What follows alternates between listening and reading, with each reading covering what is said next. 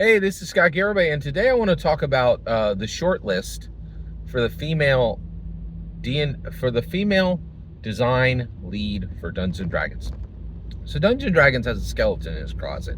I love Dungeons and Dragons. You know that because I'm here saying good things about it every single day, right? I love Dungeons and Dragons, right? But Dungeons and Dragons isn't perfect. It was made by flawed. It was made by flawed humans. It's still being made by flawed humans. And actually, that's redundant. The term flawed human is redundant. All humans are flawed. It's made by human beings who make mistakes, right? It's made by human beings, which means there are mistakes inherently in it. And one of the mistakes is Dungeons and Dragons is incredibly progressive, and it is built on progressiveness, it is built on kindness, and it is built on tolerance. But sometimes they massively fail. And the greatest failure in representation in Dungeons and Dragons is there has never, ever been anything but a white male, a middle-aged white male, as the design lead for Dungeons and Dragons. Every single, and it goes back to Gary Gygax, Jonathan Tweet, Rob Hainsou, Mike Merles, Jeremy Crawford, Chris Perkins, and there's probably one more way back there, but there's never been anything but, okay? So, who is going to be the first female design lead for Dungeons & Dragons? Well, first of all, I think Dungeons & Dragons right now is trying to get rid of the design lead position altogether, right? And right now, we don't even have a design lead, we have two, right? And neither one of them are called design lead. So Dungeons & Dragons wants to not fix this problem. They want to sweep it under the rug, right? And here's how that's happening right now. We have two design architects, right? And those architects are Jeremy Crawford and Chris Perkins, right?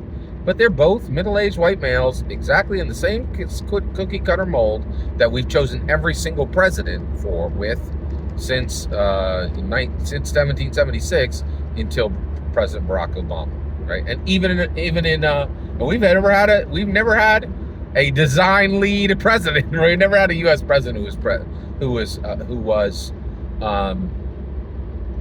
a woman. I can absolutely ask Dungeons & Dragons to do that early. In fact, Dungeons & Dragons is way ahead of representation on every single marginalized group. Dungeons & Dragons has been ahead of the U.S. Like, they were representing African Americans and Native Americans and Asian Americans and Indian Americans way before the U.S. government. And they were more inclusive and more kind and did more for representation than the U.S. government ever did, right?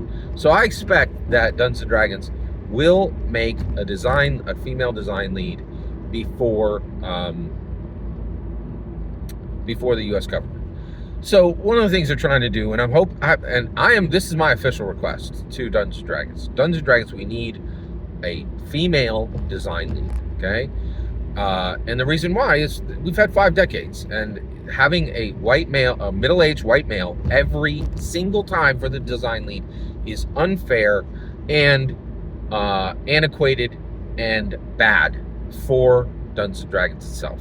It makes the experience of Dungeons & Dragons worse because it's limited. It's massively limited, right? And so we really need representation in the lead slot, okay? So here we go, all right? So basically we need to get rid of this foolishness about a design architect and having two, right? We need a singular vision, right? Who's the design lead on Dungeons & Dragons? I want to know. You can't answer. Your answer is 2 people. 2 people don't lead anything, right? Give us a leader, all right? So give us one vision, right? That comes down for the whole Dungeons & Dragons experience, and let that vision change when the next lead gets in, all right? Now the reason we're talking about this today is I want to tell you what the short list is for the females who are on the design, for the short list for the design lead of Dungeons & Dragons today. All right, let's get into it. Let's get it cracking. Amanda Hamon, okay? Her claim to fame is Strixhaven. Strixhaven is a massively important book. What it did was it brought high rules complexity to social interaction that had never been done in Dungeons & Dragons before. It also officially connected Dungeons and Dragons realms to many, many, many, many, many other realms. At minimum, Magic the Gathering realms. Strixhaven was written under Amanda Hamon's leadership. She was the design lead, right? And she said Strixhaven is a Dungeons and Dragons realm, right? And the game, and Strixhaven says this was written and designed so that anyone from any realm that is even remotely connected to Dungeons and Dragons, they can come to Strixhaven. Strixhaven is accessible, specifically been designed to be accessible so that any species, any class, from Dungeons and Dragons material, from Magic the Gathering material, from the multiverse, can access. Okay? And guess what? The Magic the Gathering connections are off the hizzow. Like, it is do you know how many products have been connected to the Magic the Gathering? It is the number is massively high, right? And one of them is Fortnite, and Fortnite connects to about 1,000 more worlds, right? So Strixhaven connecting Dungeons and Dragons to literally 1,000 worlds, in my humble opinion, is huge, and all happened under Amanda Hamon. She's the design lead, so she massively increased rules complexity for social interaction, and she changed the Dungeons and Dragons canon and its connectivity as an intellectual property forever, in a fundamental way, a way that no other Dungeons and Dragons book, canon hardback, has ever done, or in my opinion will ever do, or will ever need to do, because the connections from Strixhaven in my opinion, are literally 1,000 worlds, and not small ones, like extremely important ones. Okay, all right, which is more than anyone could ever run in a single lifetime. Okay, all right. Amanda Hamon, definitely on the short list. Okay, next, Makenzie de Armas, the first woman to introduce a person with autism. I think I'm pretty sure you should use that term, right? But I don't think autism is a disability. A condition she had, she introduced it specifically in Austeria, which is a character in Book of Many Things, right? So Makenzie de Armas has really hit Dungeons and Dragons design like a comet. She's come in quickly. She is I'm pretty sure, please correct me if I'm wrong on this, she's an Asian American, and so basically, and that's another area where we have not had enough representation, right? So Makenzie de Armas, very skilled Dungeons and Dragons designer today. And by the way, I think she's a designer, and Amanda Hamon is a senior designer. Okay, I know Amanda Hamon is a senior designer. I don't know if Makenzie de Armas is a senior designer, and the reason why she hasn't been there that long. And guess what? Amanda Hamon is a senior designer. She was there in 2020. She doesn't have 4 years under her belt, and she's considered a senior designer. By the way, just while I'm remembered, I'm going to throw this in the mix too. There's such, these OSR and indie complainer channels, just, they aggravate me so much. One,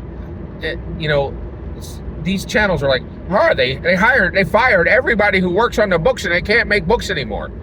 Do you guys even read the books? Like, Amanda Hamon's been there since 2020. She didn't get fired. We're like Christopher Perkins and Jeremy Crawford. Like, that's 3 people. That's more than enough to produce a book. Like, I don't know what you got. Like, they just spout absolute nonsense lies. It's so aggravating, right? And like, it's aggravating. OSR, please do more research. It's really bad. You guys are really bad. It's a gigantic echo chamber of nonsense and ignorance. It's very frustrating. Ben from Questing Beach is one exception. The guy's brilliant. All right. So, let me get back on track. I'm sorry. Okay. So, we just talked about Makenzie de Armas. Definitely on the short list, okay? Who's next? Deborah Wohl. Deborah Wohl. Did you just say that Hollywood star who was in True Blood? Yes. Deborah Ann Wohl. Do you mean that lady who was in the Daredevil show? Yes. Like, she is a legit full-on Hollywood star, right? but she's also on the short list to be the Dungeons & Dragons design lead. That's pretty amazing. I'm like really, really, really shocked and surprised by that, right? That is very interesting, right? Yes. So that really is shocking to me, right? So Deborah and Wohl, okay? All right. And then, oh yeah, okay. There's another one. Very surprising, okay? Kate Welch. Wait a second, Scott. Did you just say Kate Welch? The woman who was the chosen one and was very much being prepared to be the design lead for 3 or 4 years, who actually was the design lead on Ghosts of Saltmarsh? Yes, that Kate Welch. Wait a second, Scott. Are you aware she left Hasbro D&D, quit her job, and just ran off into the mist, and nobody knew why? Yes, that Kate Welch. It is weird. I love Dungeons & Dragons. I'm not sure you're aware of this. Dungeons & Dragons has some massive mysteries built into its history. Kate Welch is one of those mysteries. No one knows why Kate Welch quit when she was very clearly #1 on the list to be the first D&D design lead, and then she yeeted out, gone, right? But recently she came back, right? What did she do? She worked on Deborah Ann Wohl's adventure that Deborah Ann Wohl did at the end of 2023. So Deborah Ann Wohl wrote a very extensive, you could find it on D&D Beyond, very good adventure, and she had Kate Welch help her, right? So Kate Welch is making her way back to D&D design. All right. So all of that, and now I got one more, but I'm so sorry. It's been a while, okay?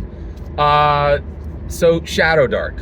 In 2023, Shadow Dark broke the record, and a female game designer, not a Dungeons & Dragons designer, actually kickstarted Shadow Dark and embarrassed every male OSR creator in history because she outperformed all of them, and Shadow Dark made $1.3 million, okay? Shadow Dark has been extremely well received, and Shadow Dark commercially has been one of the most successful non-Dungeons & Dragons tabletop role-playing games ever, right? I think the creator of Shadow Dark is also she's a dark horse on the list. It is a long shot because she has never worked with